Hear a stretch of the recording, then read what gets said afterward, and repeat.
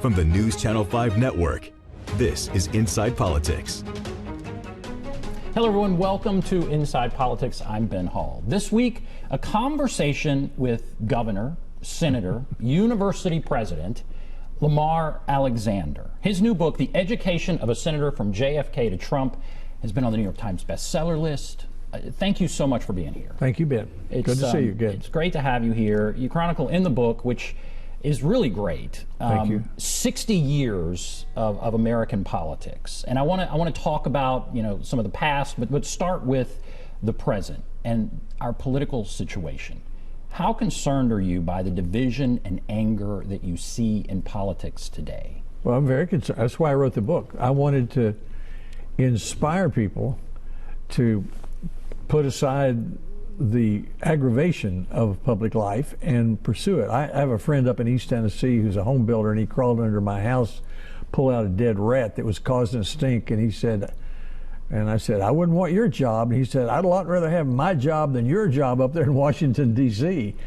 But take the example of Bill Frist. He ran for the Senate, gave up being one of the world's leading heart-lung transplant surgeons. I asked him why. He said, well, instead of saving one life at a time, he might be able to save 1 million lives. He was elected, and he helped save 23 million lives with PEPFAR on HIV/AIDS. So there are just some things that you can do in public life that you cannot do in private life, and our country needs people to do those things. I think the theme of the book is the surest way to change the country is to get elected to public office or work for somebody who has. That's right. And you, in the book, say you knew at a young age you wanted to be governor. And there's the thing where you meet Frank Clement, and he says one of you people is going to be governor, one of you young boys. But do you think if you were a young boy today, growing up, would you want to be in public service, or would some of this turn you off? Well, it might turn me off, but if I grew up the way I grew up, it probably would, because my dad took me to the courthouse to meet the congressman when I was 10, and I thought I'd met the most respected man I was ever likely to meet, other than my father and the preacher. And I had a respect for public service, and I learned early on that if you want to, Tennessee was, when I was elected governor, was the third poorest state in family incomes. The governor can do a lot to change that. Tennessee had a lot of lack of self-confidence. Governor can do a lot to change it. Tennessee had one auto parts supplier 40 years ago. Now we have 1,000. The governor can help change that. So can the legislator. So can the city council person. So you don't have to do that your whole life. You don't have to put up with all that aggravation. But if you have a sense of purpose and a sense of humor, you can survive it very well. You said in the book that you don't like being called a moderate, and yet many people have called you a moderate. I think George Will in the book was someone who called you a moderate. He did. And has since responded to you saying you don't like being called a moderate. Why don't you like being called a moderate? Because I think people who say that think it's being unprincipled, but George Will actually criticized me in the column. He wrote a very nice column about the book, but he said I was wrong about not being called a moderate. He said, conservatism, properly understood, includes flexibility and patience. And he said, if you're elected, there are likely to be some people elected who disagree with you. So if you want a result, you have to adjust your position to deal with them. Everett Dirksen used to be a great conservative legislator from Illinois, the senator. People would say he was unprincipled. He'd say, one of my principles is flexibility. When you ran for re-election, there was a Tea Party candidate. This would have been, I think, for your third term. Who asked you to resign, and he said, our nation can no longer afford compromise. There are many who feel that way now. What do you say to that? Well, how are you ever going to do anything if you don't compromise? How did we get Medicaid? How did we get Medicare? How did we get the national park system? How did we get a country? To get a country, we had to agree that we'd have 2 senators, but House members would be elected on a per person vote. So the whole political process is to take principles we mostly agree with and try to fit them together in a way most people can live with the result. That's what you do in public life. Do you think we've lost that? Have we lost the ability to compromise? Well, we've lost a lot of sight of that. A lot of it's this digital democracy, this telephone that arrived about 2008. And so it rewards people who take extreme positions, use coarse language, don't worry about governing, and it doesn't provide much incentive for you and me to work together. For example, over the 18 years I was in the Senate, Honey and I invited 60 Senate couples to our home in East Tennessee for the weekend. Now, we had the Republicans, McConnell, et cetera, but we also had Senator Schumer and his wife, and Patty Murray, with whom I worked on the Education Committee. And we didn't talk about politics, but we got to know each other well enough that we could trust each other and maybe find some areas of agreement. Do you think that still happens? Was that happening when you left? Do you think it's happening now? Probably less, but there's no reason it couldn't happen more. And if the liberal mayor of Nashville gets elected, and I said this to him when he got elected, the first thing you ought to do is go see the conservative Republican governor and the conservative Republican House Speaker. They just need a relationship, because the way I looked at it, I mean, I didn't agree with President Obama's liberalism. I didn't agree with President Trump's behavior. But I figured the people elected me and they elected them, and my job was to work with each of them, respect their office, and get a result where I could. And I did. You retired from the Senate 3 days before January 6th. Mm-hmm. You write in the book about how upset that protest made you and your concerns about President Trump's role. If politicians today downplay what happened on January 6th, what do you say about that? They shouldn't downplay it. I mean, George Washington said at the beginning of our country that the most important election was not the first one, it was the second one. The peaceful transfer of power from one to the next. And always throughout our country, that has happened, even in the middle of wars. So the most important thing for a president to do, in the end, is to accept the result of the election, transfer the power peacefully, and keep our country on a stable basis. So January 6th, I hope never happens again. Has that hurt people's confidence in elections? I mean, the president is still saying, he's talking about California, that election may be invalid or rigged in some way.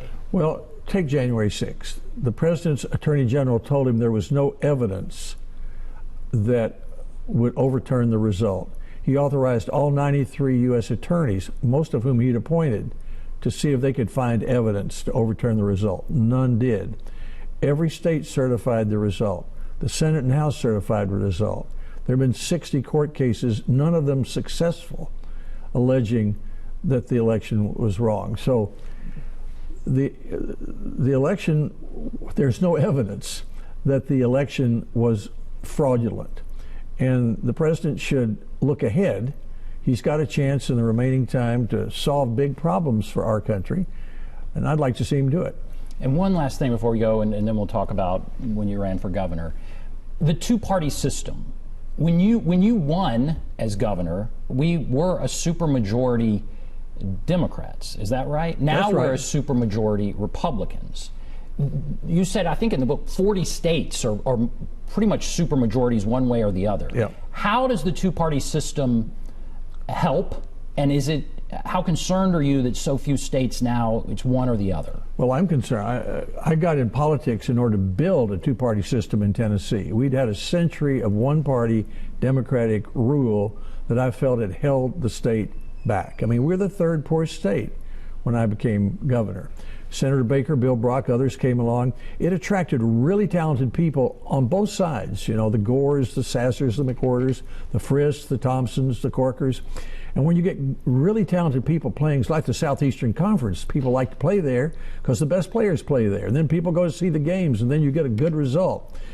If you have one-party rule, too often you get corruption, mediocre government, back-scratching.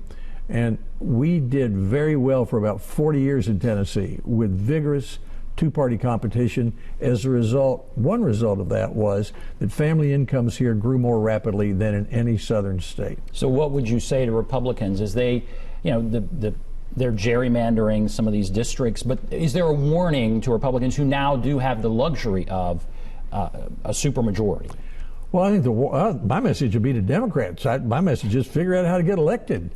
I mean, if you're a surgeon and your patient dies, you don't say, well, I'm sorry that happened. You say, you're not a very good surgeon.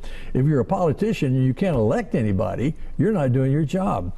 So we'll have a much better state. We'll have a more responsive Republican Party if the Democrats are stronger. And 50 years ago, I was on the other side. I was trying to build a two-party system because it was Democratic one-party rule. I'm looking for the young Democrats who want to do the reverse today. All right, I want to take a break. Then I want to come back, talk about your run for governor, being sworn in early. There's a lot there. So we'll take a break, come back, continue our conversation with Lamar Alexander. Right after this.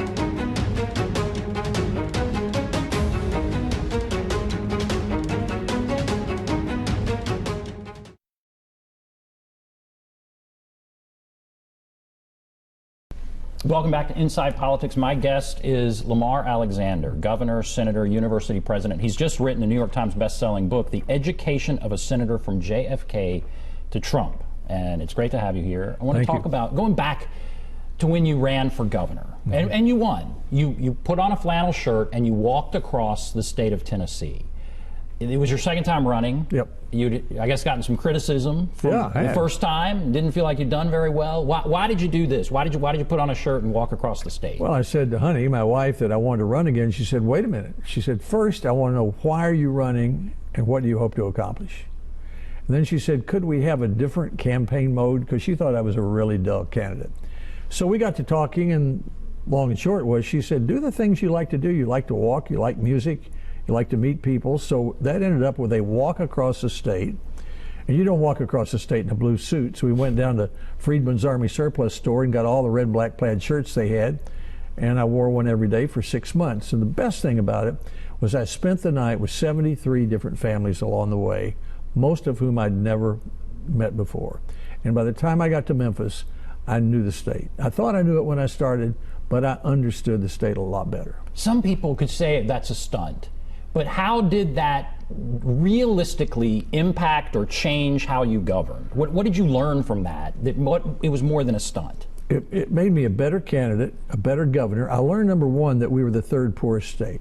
I mean, I'm a seventh generation Tennessean. I thought I knew the state. And I realized we lacked self-confidence. So I set out, one, raise family incomes, two, improve self-confidence of the state. In over 8 years, I think, working with the Democratic legislature, we did that. You were then sworn into office 3 days early. Mm-hmm.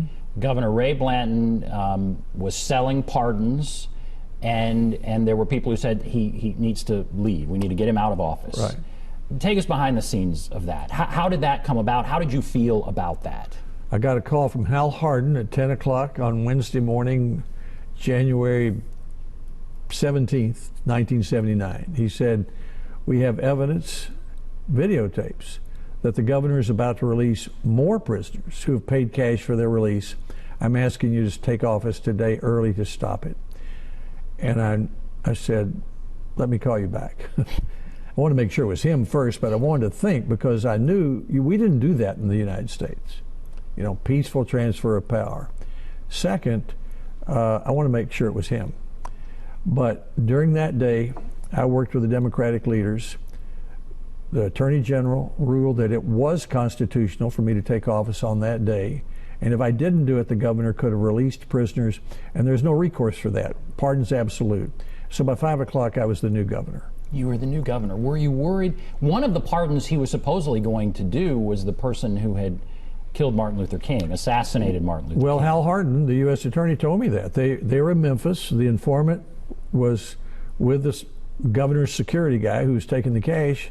And so they said, let's try Hail Mary. Let's see how far they'll go. What would it take? What would it take to spring Martin Luther King's killer, James Earl Ray? And the guy said, whew, that's a tough one. What about $75,000 for an escape? So there was a rumor that might have been coming too. And were you worried, because again, Democrats controlled everything, right? They controlled the legislature. Hal Hardin was a Democrat, the person you're talking about there. Were you worried in some way Democrats were trying to set you up? Like you're going to come in and try and take over power, and then they're going to say, look at this guy. Well, I tried to be realistic. I mean, at one point they said, you go ahead and we'll back you up. And I said, no, we'll do it together. But the Democrats were terrific that day. Governor McWhorter, after it was over, Speaker McWhorter, later governor, big, burly, Hoss Cartwright type guy, a media guy walked up and said, Speaker McWhorter, you're a Democrat. You just swore in a Republican. McWhorter stopped him and said, first, I'm a Tennessean. I want to do what's right for the state. And he also said later, what are you going to do with this young Republican governor? He said, I'm going to help him, because if he succeeds, the state succeeds. And that day of working together created a relationship that lasted for 8 years. I had a Democrat legislature all that time, and because we worked together, we went from one auto parts supplier, we have 1,000 today. We paid teachers more for teaching well. Nissan came, Saturn came. We built the best road system in the country, the truckers said, by the 1990s. That day of working together made the difference.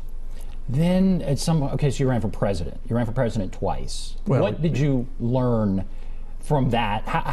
Talk about that briefly.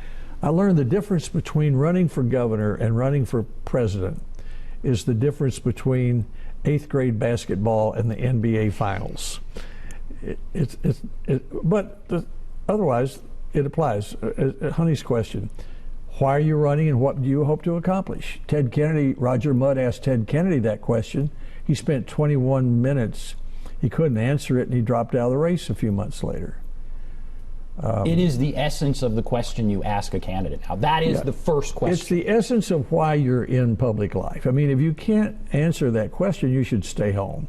Because, I mean, when I was governor, it was to raise family incomes and build self-confidence.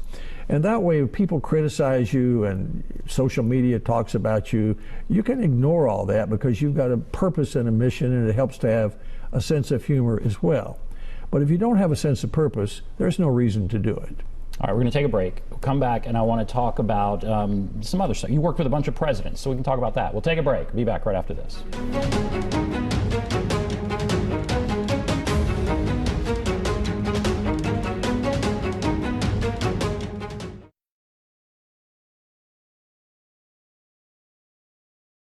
Welcome back, everyone, to Inside Politics. My guest, Lamar Alexander, governor, senator, university president, and author of The Education of a Senator from JFK to Trump. I want to ask you about something that happened here recently. In Knox County, the schools recently banned Alex Haley's book, Roots. You write about Alex Haley in the book. What do you think about any school district banning Roots? The legislature needs to change the law that caused the local school board to feel like they had to do that. I mean, every school kid ought to read Roots. I mean, 7 out of 10 whites, 9 out of 10 blacks watched the miniseries in 1977. It's the story of Africans coming to America. We all need to know that. We need to get over this business of canceling out part of history.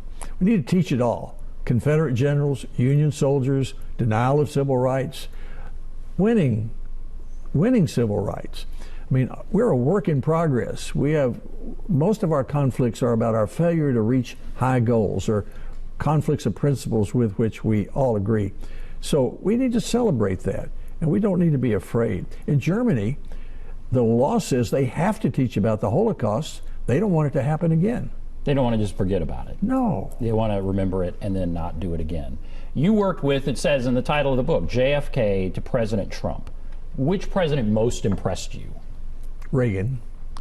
They all did. They all had great abilities. Reagan's executive manner, his ability to make decisions, communication skills, most I liked. He drew his rivals in, like Lincoln did, and took advice from them. They were broad gauge people. His vice president ran against him. His chief of staff was his vice president's campaign manager.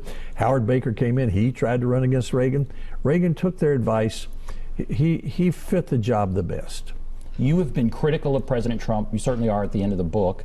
But how were your meetings with President Trump? And you've also praised some of what he's accomplished, but I guess his temperament. How were your meetings with President Trump? Well, good. I mean, I had an excellent relationship with President Trump because I respected the office and he respected my office. We worked together on the Great American Outdoors Act, which he deserves great credit for. No president other than he could have done it. And it's the most important conservation law since Teddy Roosevelt. We worked on surprise medical billing. He simplified the federal student aid application form for 20 million students. I disagreed with him on tariffs, on taxes. Sometimes he'd use money we appropriated for the wrong purpose. I voted against that, but I always did that with respect. And he didn't always like it, but he he was fine to work with. I disagreed with President Obama's liberalism and Trump's behavior. But I figured, look, the people elected them, they elected me, they expect us to respect each other's office and work together when we can. When we talk about kind of the lack of civility in politics, and you talk about the digital democracy, so here we have Facebook and all of these, all of these different social media outlets. How do we get past that? How do we get back to compromise is okay? What's your advice there? Well, I guess we'll have to use social media to tame social media. Now, I'm not exactly sure what I mean by that, but we just can't go on letting a handful of very loud, coarse, talking, vulgar people drive the Republican primary to the right off the cliff and the Democratic primary to the left off the cliff, and it leaves people who are center left and center right without anyone to vote for in the general election. In about 30 seconds or so, how would you like to be remembered? I would like to be remembered. I would like people to know that I got up every day as governor or senator thinking that I could do something good to help my state or country, and I went to bed most nights thinking that I did.